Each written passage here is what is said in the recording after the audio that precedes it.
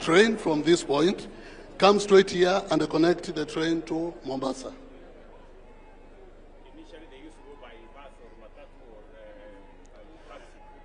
Your Excellency, the capacity of our train, one single train, is 1,200.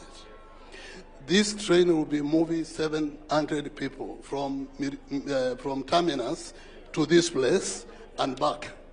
So you can see almost more than 50%. Up to 5,000. We'll be moving, Excellency, up to 5,000 people per day from the island to the Mombasa SGR terminus. That will really back and forth. Of course, it's important, Your Excellency, to answer to your question of those traveling to Nairobi. But don't forget that Miritini is really the small traders coming in to Mombasa City and going back. Changamwe East and West coming in and going back. So in terms of, this is basically a Mombasa commuter rail service. More than connecting clients to Nairobi, okay. But equally doing the two. Okay. Yeah. So, but the bigger portion will be moving people within. Correct. Okay. And the very important one also is the fact that. And I hope it's cost effective comparative to the other means of transport. Very cost effective. You can confirm that, Machel? It's 50 shillings. 50 bob. And then also the time element. Takes shorter.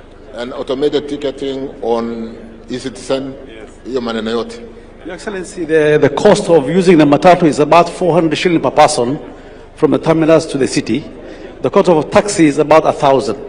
And this would be 50 shillings. So the difference is too big. Yes. So the difference is between, you say it's about 400? If you use a matatu, you pay 400. If you use a taxi, it's 1,000. But this will offer 50 shillings per person. The difference is too big.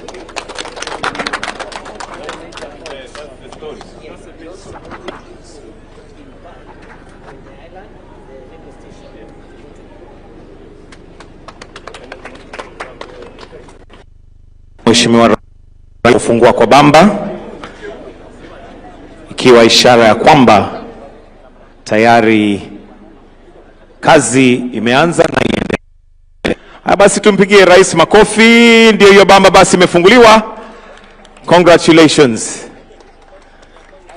We now have the terminus ready. Na sasa